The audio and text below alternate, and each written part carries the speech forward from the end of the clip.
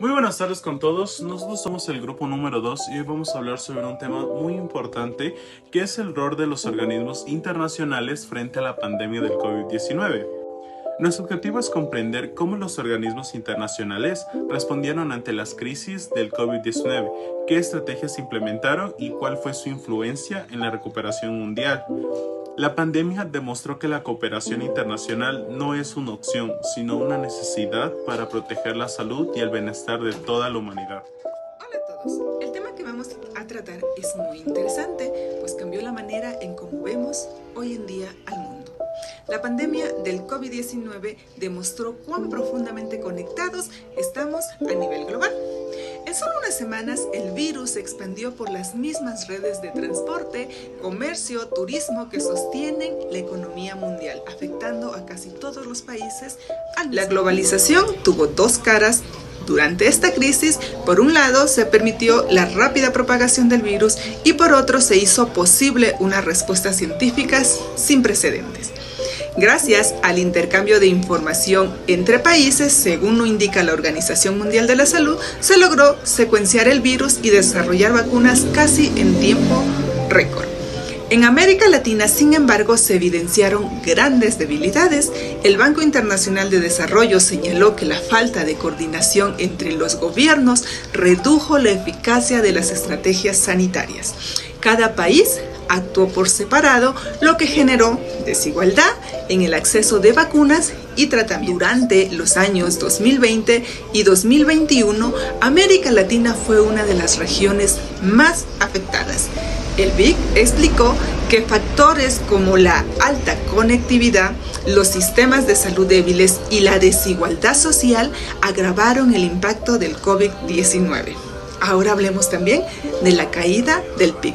El desempleo y el aumento de la pobreza fueron consecuencias directas de la interdependencia económica.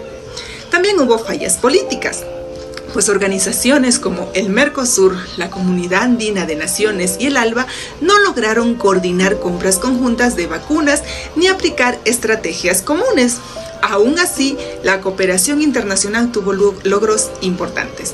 Gracias a la Organización Mundial de la Salud, la OEPS y la Alianza Mundial para Vacunas, conocidas como Gavi, se implementó el mecanismo COVAX, que buscó garantizar un acceso equitativo a vacunas en todo el mundo. Pues nuestra compañera Antonella les ampliará un poco más sobre este tema. Muchas gracias. Hoy nos concentraremos en el papel de la Organización de las Naciones Unidas en el contexto de la pandemia del COVID-19. Para empezar, es crucial recordar el fin general de esta mega organización. La ONU existe para garantizar el mantenimiento de la paz y fomentar la cooperación en ámbitos vitales, como el humanitario y el social. Esta misión se mantuvo firme al enfrentar la crisis sanitaria global. La ONU implementó una estrategia con 3 ejes principales buscando una acción integral. 1. Se centró en la salud pública como prioridad inmediata. 2. Buscó la protección de vidas y medios de subsistencia. 3. Puso atención en las vulnerabilidades subyacentes de los países y las poblaciones. Básicamente, la ONU buscó no solo apagar el incendio, sino también fortalecer las estructuras para el futuro. En la OMS está descrita como institución principal y lo que es fundamental, la única fuente de autoridades estrictamente legales en la lucha contra las pandemias. Esto se debe a que su mandato lo permite adoptar acciones con pesos internacionales. Sus acciones fundamentales al inicio de las crisis fueron la declaración de emergencia sanitaria, que alertó formalmente al mundo sobre la gravedad del brote, y la publicación continua de directrices técnicas esenciales para todos los países, cubriendo el diagnóstico, el manejo clínico de los pacientes y las medidas de salud pública. En resumen, la OMS nos brindó la estructura técnica y el marco legal para guiar la respuesta de los sistemas nacionales. Y en la importancia del apoyo financiero, el Banco Mundial, su rol se centró en la creación de mecanismos dedicados a financiar a los países desfavorecidos, y el Fondo Monetario se enfocó en proveer ayuda económica directa. Muchas gracias. Buenas tardes con todos. Yo les voy a hablar sobre los retos que enfrentaron las diferentes regiones, sobre todo en América Latina, durante la pandemia. Uno de los principales problemas fue la desigualdad entre regiones, que mientras algunos países podían acceder a vacunas y equipos médicos, los países con menos recursos y especialmente en las zonas rurales se quedaron en una gran desventaja. Sus sistemas de salud eran frágiles, así que colapsaron rápidamente por la falta de recursos. Luego está la crisis económica, que en sectores clave como el turismo, el comercio y el transporte se paralizaron. Esto hizo que millones de personas perdieran sus empleos, lo que a su vez aumentó los niveles de pobreza, al igual que las pequeñas y medianas empresas, que son el motor de muchas economías, fueron las más afectadas y no recibían el apoyo necesario para continuar.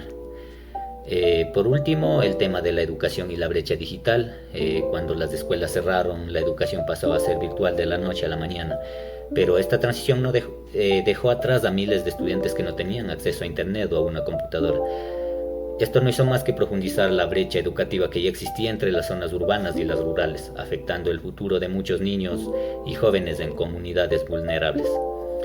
Lo que nos lleva al siguiente punto, que lo va a explicar mi compañero. Después de la pandemia, muchos de estos desafíos continuaron. Por ejemplo, los problemas de seguridad aumentaron, las crisis económicas provocó más violencia, robos y desempleo juvenil en las zonas fronterizas. También se intensificaron el narcotráfico y el contrabando, mientras que la desconfianza hacia las autoridades creció por la mala gestión y la corrupción.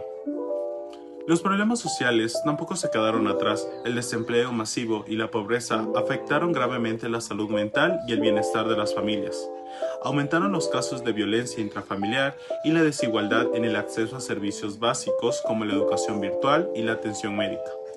Muchas comunidades tuvieron que unirse y organizarse solidariamente para enfrentar las crisis.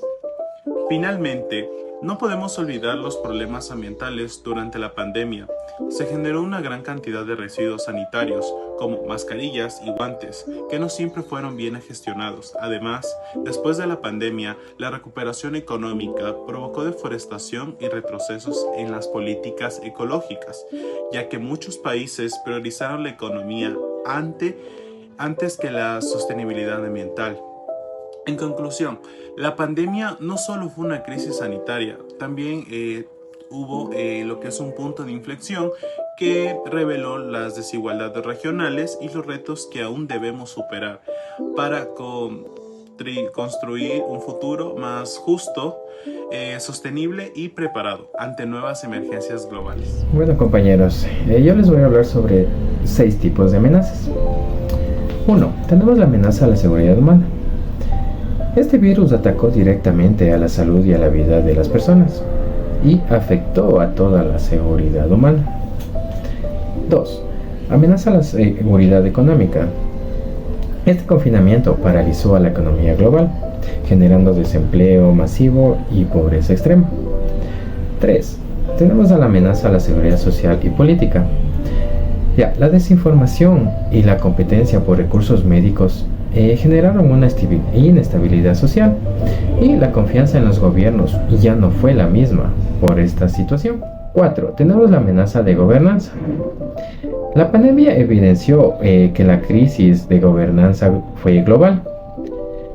Un mecanismo como el COVAD encontró unas limitaciones frente al nacionalismo. 5. La amenaza sanitaria. La pandemia es la relación directa con una amenaza biológica que se convirtió en una crisis global en semanas y demostró que todas las amenazas desbordan todo el sistema de salud y paralización de economía. 6. Tenemos a la amenaza geopolítica. La pandemia generó tensiones geopolíticas con el nacionalismo de vacunas y diplomacia de las mascarillas. Y así se evidencia que se manejan competencias geopolíticas. Muchas gracias. Y bueno, para culminar con esta parte vamos a compartirles algunas propuestas de solución que podrían ayudar a enfrentar mejor una situación como la que vivimos con la pandemia. Primero, algo que quedó bastante claro es que nuestro sistema de salud necesita fortalecerse, y durante la pandemia vimos que muchos hospitales no tenían el equipamiento o suficiente ni tampoco el personal necesario. Entonces lo ideal sería invertir más en la infraestructura hospitalaria, sobre todo en las zonas rurales, y también fomentar que en el país se puedan producir insumos médicos como mascarillas, guantes o pruebas rápidas. También sería clave mantener capacitaciones constantes para el personal de salud y tener reservas de emergencia listas para cuando se necesiten. Y bueno, si hablamos de un nivel más amplio, organismos como la CAN o el Mercosur podrían también crear una red sanitaria conjunta para que los países puedan apoyarse mutuamente en momentos de crisis. Todo esto, por supuesto, con el acompañamiento de organismos internacionales como la OMS o el Banco Mundial, que pueden brindar apoyo técnico y financiero. La segunda propuesta tiene que ver con garantizar un acceso justo y equitativo a las vacunas y a los insumos médicos, porque claro, algo que todos vimos fue que no todos los países ni todas las personas tuvieron el mismo acceso. En ese sentido, Ecuador debería mejorar su logística para asegurar que las vacunas lleguen en un buen estado y a tiempo a todos los rincones del país. Además, también sería importante hacer campañas informativas que combatan la desconfianza hacia la vacunación y también alertar sobre la circulación de productos falsos.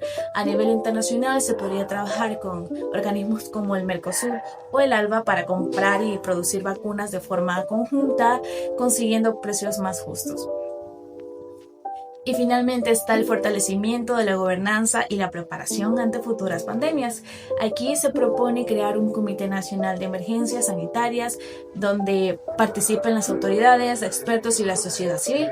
Este comité se encargaría de establecer protocolos y planes de acción claros, ¿no? Y a nivel regional lo ideal sería contar con un protocolo sanitario común entre países para actuar de manera coordinada y no de forma aislada. Y en el plano internacional apoyar un tratado sobre pandemias impulsado por la ONU o la OMS podría garantizar una cooperación más transparente y efectiva. En conclusión, todas estas propuestas apuntan a que el Ecuador esté mucho más preparado, con un sistema de salud sólido, justo y capaz de responder rápidamente ante cualquier emergencia sanitaria que pueda venir en el futuro.